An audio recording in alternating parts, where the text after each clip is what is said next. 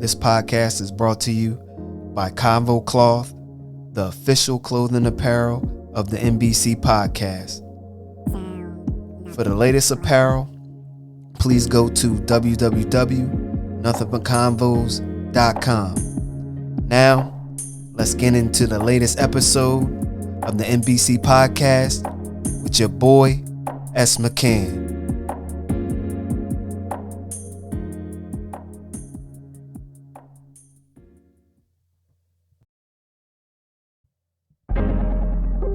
What's good, people? Nothing like it. It's the NBC podcast with your boy, S. McCann. And this is episode 36, the Ben Simmons James Harden trade. The deal got done. It was looking a little murky, but at the last hour, both teams pulled the trigger. And as we know as Sixers fans, we was looking to get this thing rectified, the Ben Simmons situation, and it was rectified. And so in this episode, I break down the specifics of the trade,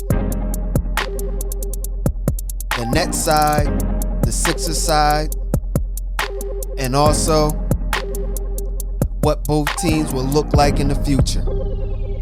So sit back, relax, let's get it. The Brooklyn Nets and the Philadelphia 76ers agreed on a blockbuster deal just hours before the trade deadline.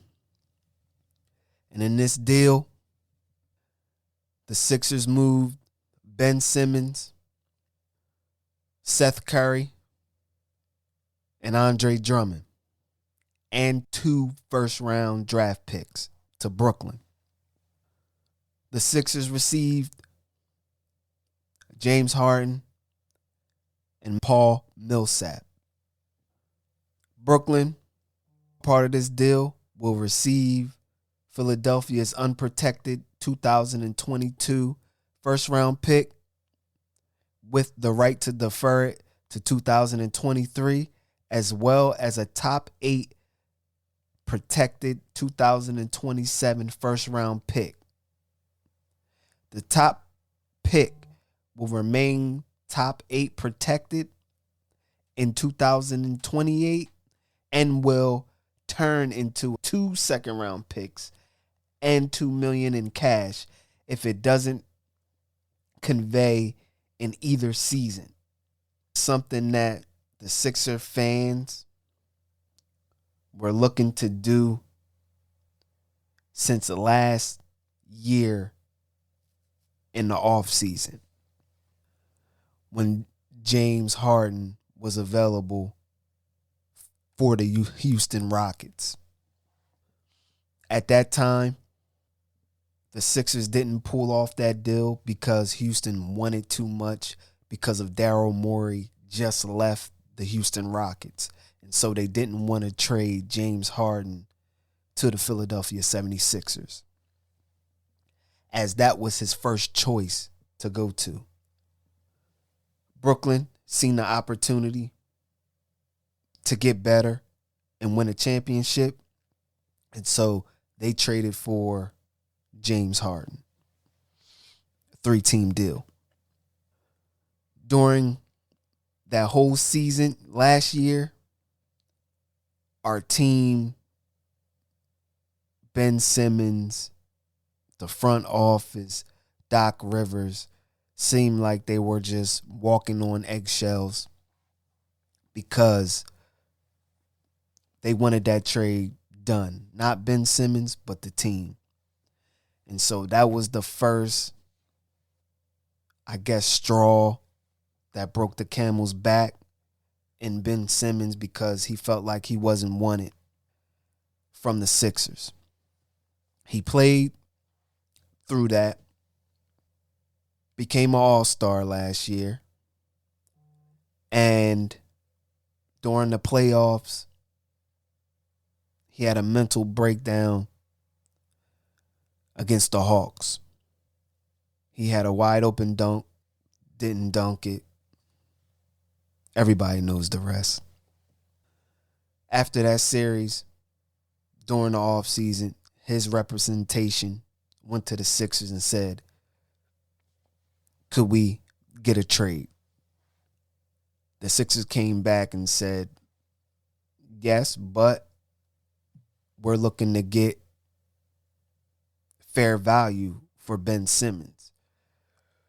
Because they still looked at Ben Simmons as still an asset to the Sixers. He's young. He's under contract. He's a 3-time All-Star, 2-time All-Defensive First-Team player. When you have this type of player on your team, you're just not going to give him up for nothing, which is understandable.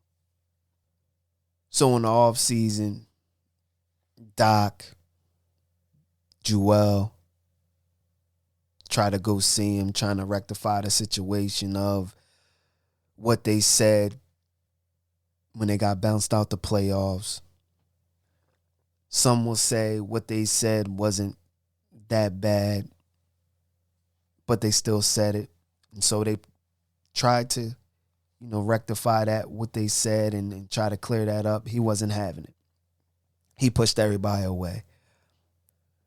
So fast forward to the beginning of the year, he told the Sixers he ain't showing up. He told them that he would never wear a Sixers uniform again. Training camp came, he wasn't there. They started finding him. Once the game started going on in preseason and everything. So for him to try to stop the bleeding, he came in and he came into practice, but he didn't give no effort. Once he didn't get no effort, Doc said, if you're not going to play, get the hell out. And so that's what he did. He just left. And so he didn't come back. He continued to work out on his own 2 to 3 times a day in the facility around Philly. You know the drill. He's trying to stay in shape. He didn't know when a trade would happen. So that lingered over the team. They didn't know who was going to get traded with him, how that will turn out. And so last week, the trade happened for James Harden. On James Harden's end, he came in training camp and to the season, he did the same thing what he did when he was in Houston, when he wanted to get traded out. Didn't give much effort, came in out of shape, and then it just got worse these last 2 weeks where he hurt his hand, sprain or something, and then he hurt his hamstring, and then he sat out. And so the writing was on the wall. And there's all reports out there about the Cold War between Durant, Kyrie, and Harden and all of that. I don't want to get into that because I'm just here to talk about strictly basketball. What these two players and other players will give both teams as a basketball player on paper. If they come in healthy, what can they bring to each team? So the Sixers, James Harden, if he comes back to be an MVP caliber player, dropping 25, 12, and 8, he's going to give us a chance to be in the conversation of a championship. Not to win it, to be in the conversation. And that's all you will want for your team right now. To be in the conversation of winning the championship. This trade it's not all chips are in type of deal just because we got James Harden.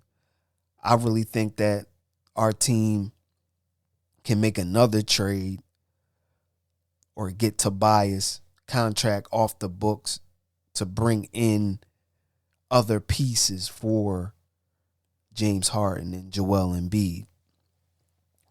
This team needs shooting. This team might need a big, but what we really need is outside shooting, which we lost. And I'm going to break that down when I talk about the Nets. But yes, this James Harden deal put us in the conversation of a championship. If he comes into Philly looking like MVP James Harden, if he just comes and gives us 20 and 10 and 5 rebounds or whatever and is willy-nilly, man, it's just going to be the same stuff. You just replacing Seth Curry basically because you didn't have Ben Simmons, and you just replacing that with 20 points. And I think Seth was scoring like 15 plus or whatever for us. That's not what we need. We need a dynamic playmaker that James Harden is. And as of right now, he's sitting out the last 2 games before the All-Star break. Sitting out the All-Star game, and then he said he's going to be ready to go after that. And that just tells me that he's serious in getting into shape for the second half of the season. And we all seen stars give enough the first half of the season. Just like a LeBron, he'll give just enough to become an all-star. Give you just enough, his numbers and all of that, some wins and everything else, just to make it to the second half of the season. And then they turn it up. They start turning it up second half of the season. So James Harden is in that little bubble of stars that know their body, when to turn it up, when to turn it on, when to turn it off. And I just hope that we get, because the Sixers are my team, I just hope that we get the MVP James Harden. Because if we do that, we will be in the conversation. The moves that we do need to make, basically on the buyout market, we need a shooter or a scorer or something else to give us some type of off of the bench. We need that. And I think our bigs, Charles Bassey, Paul Reed, can handle spurts of playing center. Just spurts. Because in the playoffs, Joel Embiid playing the whole game. We know that. So just spurts. But our team constructed now, Danny Green is washed. And we don't have a dead-eye shooter on the perimeter. Tobias Harris is up and down during the season. He can give you 21 night and then 6 the other night. Like, he has to be consistent. That's the main. See, the James Harden trade is fine. You pair him with Joel Embiid, and that's good. But that third person has to come to play every night. Has to. So if James Harden is off, Tobias is there to pick both stars up. So if James Harden is off the first, second, and third quarter, Tobias is just giving the team a steady score that they can hang their hat on. He has to be. He can't give us 6 points. He can't. He has to be a 20-point scorer. And it's going to be easier. James Harden on the Sixers is going to make everybody's job easier because he's a playmaker with the ball in his hands. He's a score-first type player, but when he doesn't have that, he will find an open man. He played point guard in high school, and he played point guard in college. And y'all seen what he did in Houston. The ultimate playmaker, MVP type guy. But our roster is thin. We need shooting.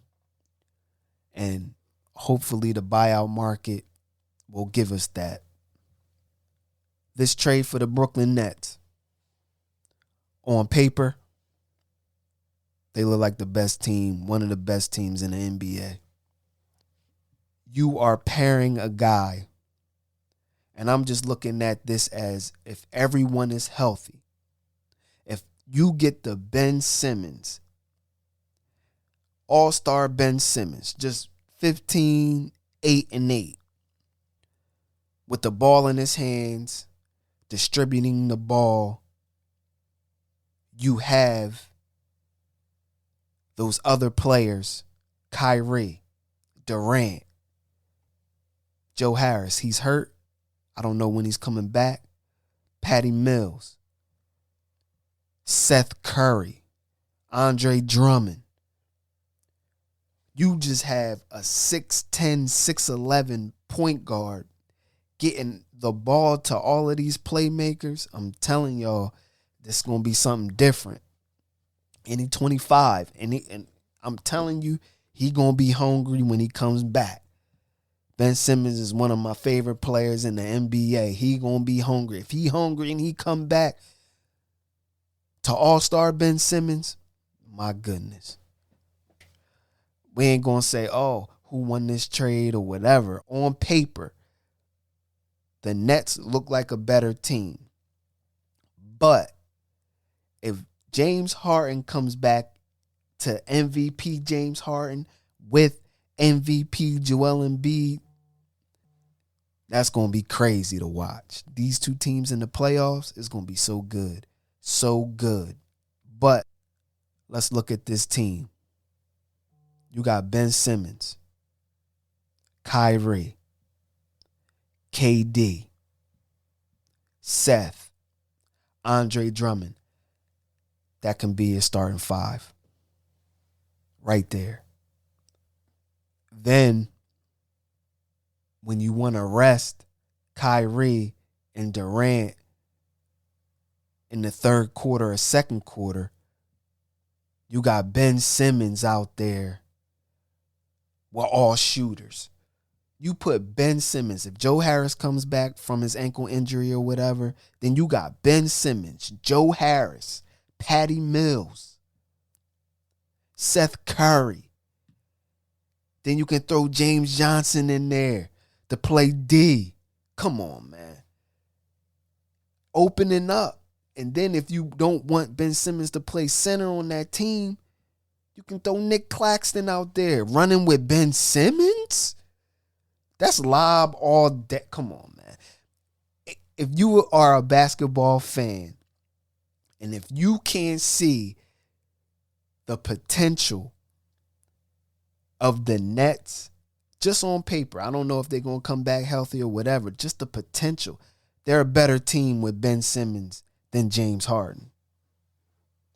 Because Ben Simmons gives you everything that you needed. Defense, rebounding, another playmaker, ball handler, and another key is defense. You're going to have James Johnson, Ben Simmons, and then Bruce Brown out there playing a little D. Yo, they can lock up now.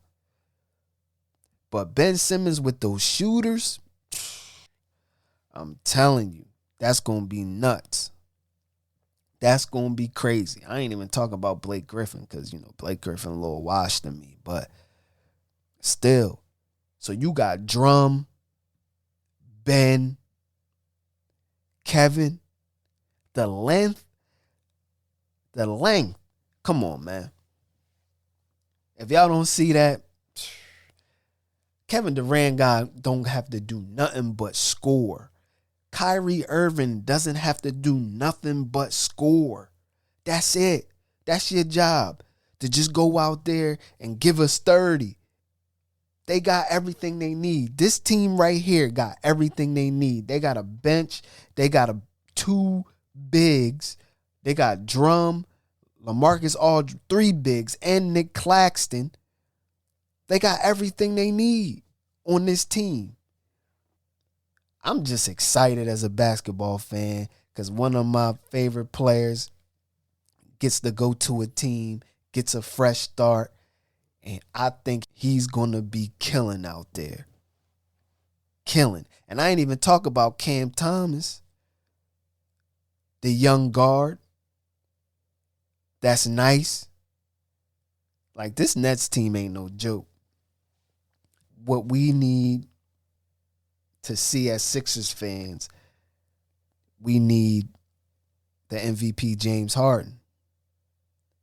The window of our Sixers has to be 3 or 4 years. Has to be 3 to 4 years. So the first year, if it don't work out, then you got 2 and 3 and maybe 4. Because those Nets, they got a young boy over there. Ben Simmons, 25 years old. Cam Thomas out there. Seth out there. I ain't even bringing up Kyrie and Durant because you have a bona fide young all-star in Ben Simmons. He can run his own 5. Without Kyrie and Kevin Durant, we seen it. We seen Ben Simmons play without Joel Embiid when he was out 20 games. And the Sixers was on a winning streak during then. They was playing the best basketball. We understand where the hate comes from. They want more from Ben Simmons. I want more from Ben Simmons because he's one of my favorite players. I want him to shoot more. I want him to do a lot of things, but you have to look at it as when he was on the Sixers kind of stunted his growth because they looked at it as once they got that one season from Joel Embiid and Ben Simmons when they went into the playoffs and they said, oh, we can win with them. That switch right there opened up as a championship window. They had a championship window, not understanding that these dudes is just in their 20s, early 20s. They still learning and trying to understand the game. LeBron James didn't win until he went to play with other good players. He wasn't young like these guys was young. They flipped the switch. Ben sat out his first year. He came back the second year, third year. They had these expectations. He coming off injury. And he was put in a situation to win now type of situation. A lot of young dudes don't get that type of pressure on them. The only guy that I can see right now that comes to my mind that came in and won a chip was Magic Johnson. And he had the best player in the game right next to him. Joel Embiid and Ben Simmons didn't have no OG, old head to school them to the game. It was a young team. They surpassed what they should have done in that basically Ben Simmons' first year. They made the playoffs. Every year that Ben Simmons played, they made the playoffs. And so the disrespect sort of a player, like he's not that good or whatever. No, the Sixers knew he was that good. That's why they waited to trade him. They didn't just trade him for some bums. They knew he was that good or could be or could get to that level and had potential. That's why they held on to him. But we have fans and all of these other media outlets discrediting him because he doesn't have a jump shot. The game of basketball is more than just having a jump shot. Yes, we all want him to take jumpers. We want him to take jumpers and make jumpers because he's getting 30 plus mil. That's the reality. But the other reality of basketball is that you still need a person to rebound. You still need a person to run the floor. You need a person to play defense. You still need a person to do all of these things, which he does a lot of things well that complements Kyrie and Kevin Durant, where it's going to make their job easier to play the game of basketball. And so the future for these two teams, I think for the short run, the first, second, third year with the window of the Sixers with Harden, I think that outcome might look better than the Nets. But the Nets next year, if everything comes together like it should be and everyone's healthy, that Nets team is dangerous. And so my grade, I think it's a win-win for both teams because the Sixers got what they wanted and the Nets whole team is constructed better because they really didn't have a big man. They had to go out and get LaMarcus Aldridge, so they didn't really have a certified big man. Now you do with Andre Drummond. So now your bench just got better because LaMarcus is coming off the bench. And then Nick Claxton is one of those bench guys that high motor might give you 8 points, 5 rebounds, and 16 minutes or something like that. He's one of those guys you can plug in. He'll give you a little spurt off the bench, and you have that. And if Joe Harris comes back off the bench, because you got to start Seth, because he's going to give you more of a playmaker on the court. He can bring the ball up. He got a handle. He can shoot it. He going to give you more than what anyone else on your team can give. And you've seen it. These last 2 games against the Kings and the Knicks, he had 23 against the Kings. He had 20 against the Knicks. He out there cooking. He really couldn't do that on our team because we have a big polarizing player that needs the ball, and he'll get it when he gets it, the ball out of a double team or whatever. But Seth Curry, man, that might be, I know we lost something in him, and I wish we would have kept him because it gives us more spacing on the floor. He's a floor spacer, and he gives you 15 a night. Easy.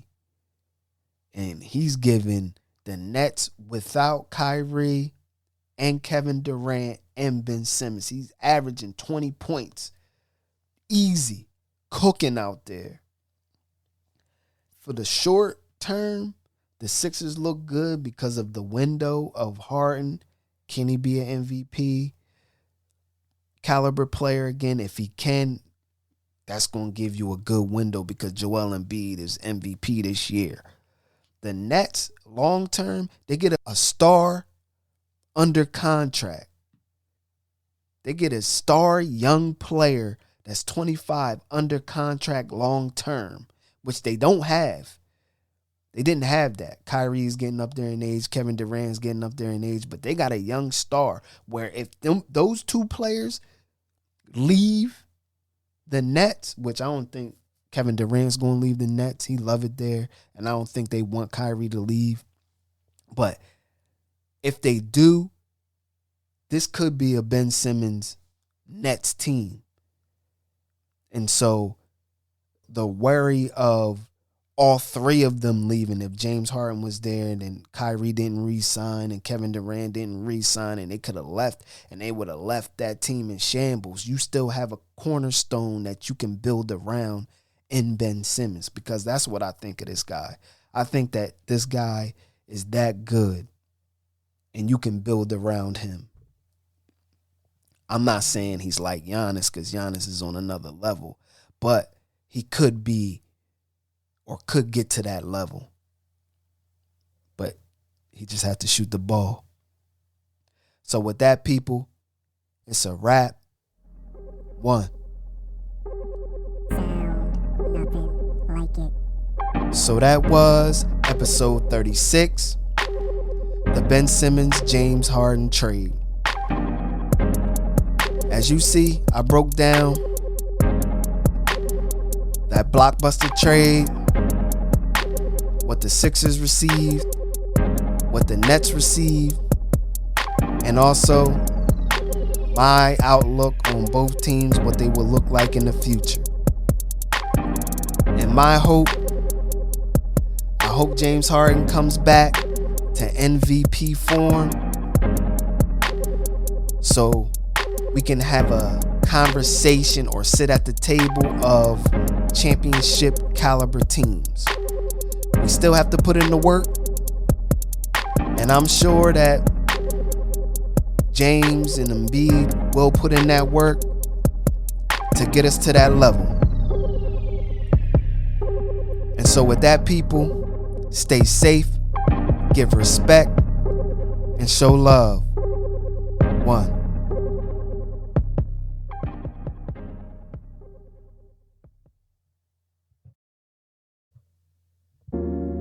Make sure you go listen to all old and new NBC podcast episodes on all podcasting platforms.